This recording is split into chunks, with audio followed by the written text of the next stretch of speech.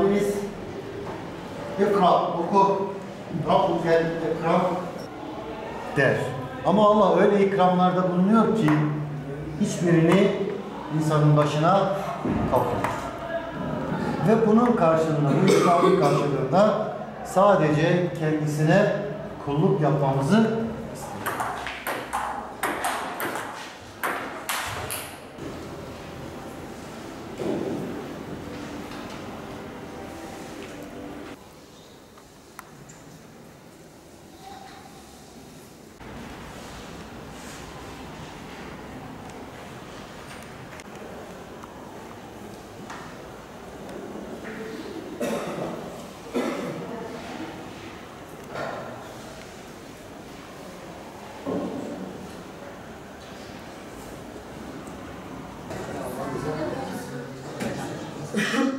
Bizim asıl amacımız burada temiz imanlı, temiz ihlaslı gençler yetiştirmek. Tabii ki İmam Hatip Haftası olması da bizim için ayrıca bir sevindirici durum.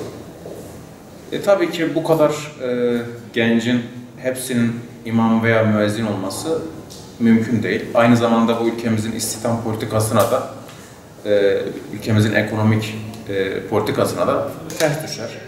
Bizim burada asıl amacımız tabii ki hem imam hem müezzin yetiştirmek. Aynı zamanda neden bu okuldan doktorlar, öğretmenler, mühendisler, diş hekimleri yetişmesin, avukatlar, hakimler, savcılar. Yani hem dini eğitimini gören ama hem de aynı zamanda fen bilimlerinde tarihini, coğrafyasını bilen gençler yetiştirmek bizim gayemiz. Dünyaya açık, dünyayı okuyabilen, kitap okuyan, düşünen, sorgulayan gençler bizim en büyük hayalimiz.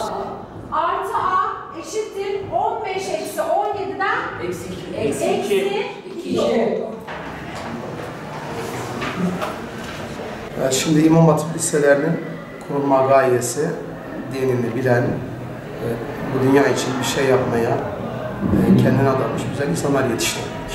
Buradaki maksat dini iyi anlayacak, kavrayacak, yaşayacak, topluma örnek, numune teşkil edecek insanlar yetiştirmek. Yani şöyle bir yanlış var, ön yargı var. İmam Hatip liseleri sadece imam, vaiz, müftü yetiştirmiyor. Doktor da yetiştirir, mühendis de yetiştirir, öğretmen de yetiştirir. Yani bilhassa topluma hizmet edecek her alanda insanı biz buradan yetiştiriyoruz. Amacımız güzel ahlaklı insanları yetiştirmek, topluma kazandırmak. Buradaki en büyük sıkıntımız söylediklerimizle yaptıklarımızın tutarlı olması. Yani bir öğrencim, talebem, ben İmam Hatip Lisesi öğrencisiyim deyip de namazını kılmıyorsa, sigara kullanıyorsa, boş arkadaşlarla arkadaşlık yapıyorsa demek ki burada bir sıkıntı var demektir. Yani biz çocuklarımızın isteyerek, işinden gelerek buraya gelmesini, topluma yararlı bir insanlar olmasını arzu ediyoruz. İmam Hatip Lisesi'nde öğrenci olmak en başta büyük bir avantaj, büyük bir iftihar mevzusu. Çünkü insan akıl ve kalpten ibaret bir mahluk. Aklı nurlandıran fen ilimleridir. Kalbi nurlandıran din ilimleridir. İmam Hatipli bir genç aklını buradaki fenni ilimlerle, matematik, fizik, kimya gibi ilimlerle nurlandırırken kalbini Kur'an, hadis gibi dini ilimlerle nurlandırıp fevkalade mükemmel bir şahsiyet konumuna kendini getirebilir. Yani bizim ecdadımız asırlarca bu topraklar üzerinde İslamiyet'e sancaktarlık yapmış, İslam'ı en güzel yaşamış ve bu şu an İmam Hatipli gençlerimiz dinini, kültürünü, geçmişini öğrenerek ecdadına layık nesiller olmaya çalışıyor. Eskiden İmam Hatipli olmanın farklı bir anlam ve önemi var idi. Gerçekten maddi ve manevi anlamda donanımlı insanlar yetişiyor idi. Şimdi tabii bu hedeflere ulaşmamız biraz daha zorlaştı. Sebep işte eğitimde birçok faktörler var.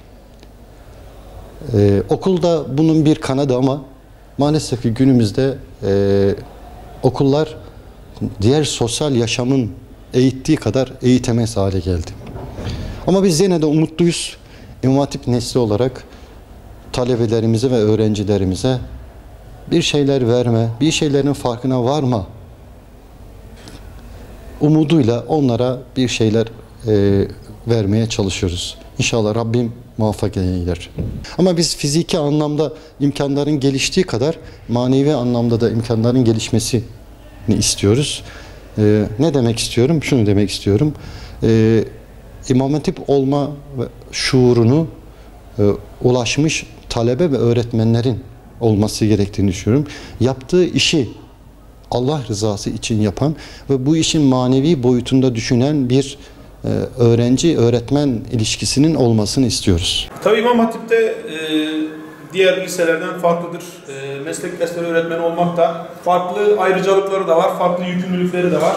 Bunların doğru kullanıldığı zaman öğrencilere faydalı olma adına daha fazla haz yaşıyorsunuz. En azından hani İslamiyet'i anlatıyorsunuz, farklı şeyler değil. Hem bu dünya için hem de öbür dünyanıza bir nevi bir yatırım yapmış oluyorsunuz. Anlattıklarınızın öğrenciler tarafından anlaşılması, onların hayatlarında uygulanması ve bunun sadece dünyalık değil de İslamiyet için de bir değer taşıması ayrıca bir güzellik. Aslında batıl olanla hak olanı ayırtmaktır. Hak için mücadele, hakkı savunmaktır. İmam Hatipli olmak Allah'ın kelamını, yüceliğini benimsemektir.